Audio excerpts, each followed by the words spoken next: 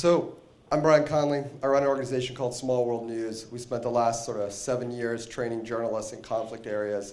Started our first project Alive in Baghdad the same year that YouTube started, training journalists in Iraq to tell their own stories. You remember what happened last year? This little thing called the Egyptian Revolution. Well, it turned out Egyptians didn't have a good place to look for news. Google set up a thing called Speak to Tweet. We collaborated with them to start translating in live, translating basically in real time with 200 crowdsourced translators and transcribing and indexing the content so that anybody in the world could hear these, whether they spoke Arabic or not. After that, we started thinking about, well, can we go to Egypt? Can we start producing content there? Can we take the work that we've done in other places and train journalists and start a news agency, similar to what we've done in Baghdad? After Alive in Baghdad, we had mostly been doing training, helping other people who already had projects to do it better. But unfortunately, funders said, why don't you go to Libya? They've got a revolution going there. I didn't know anything about Libya other than this. Probably most of you didn't know anything about Libya other than this. But you know, you do what the funder wants, and sometimes you have to sort of figure it out as you go.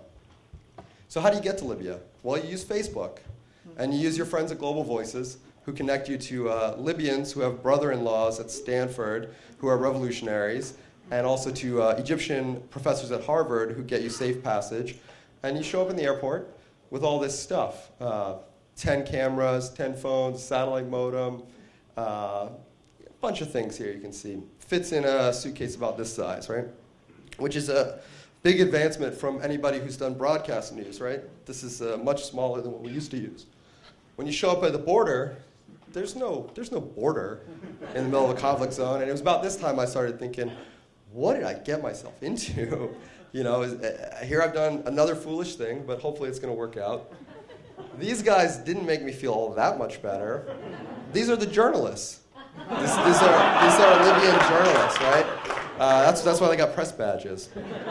This is a media center. The media center was organized to help journalists and activists tell news about what's happening in Libya. But fortunately, we met this guy, Marwan, who is a rock singer, the only rock band in Libya. But you can see there, Facebook told me, oh, he started working at the media center on February 28th, so he must be cool, right?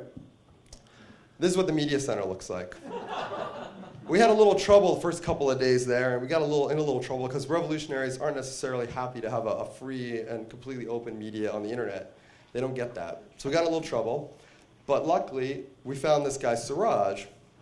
I called him because I thought he was Siraj, who I met with Marwan. But I'm on the phone, and I'm looking down the hall, and I see this guy, and he's like, yeah, it's clearly him. That was when I realized Siraj is kind of like the name John in Libya. But luckily, he worked at this thing called the Success English School. They all spoke English. They were all teachers, and they didn't have a job now because it was the revolution. They really wanted to make documentaries, but they had no idea where to start.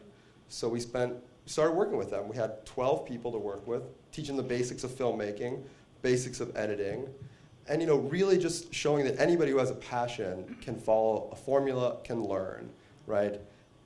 And we need this. I mean, this is what we don't have right now as part of citizen journalism, right? We have people out and just shooting content.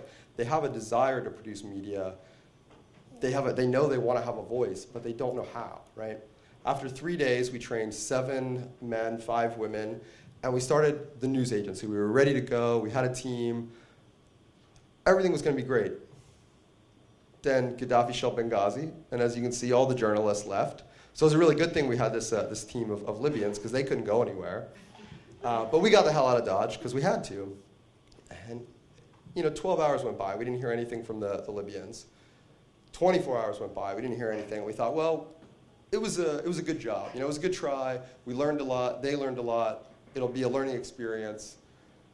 36 hours went by, and they published 6 stories from production, editing, getting it online, distributing it to us. And that was when we knew we had a news agency. That's when we knew this guy was gunning for Anderson Cooper's job. These people want to tell stories. They need help, You can look at this. 2 months after it was started, Alive in Libya was labeled one of the 3 things President Obama should be reading. This was produced entirely by Libyans, almost completely autonomous, right? We were just providing them support with getting the content online. That took 8 days. Pretty soon, you're going to be able to do it in 1 day. And this bag is going to look like this. And this phone and this microphone is what you're going to produce your content with. So come talk to me about it later.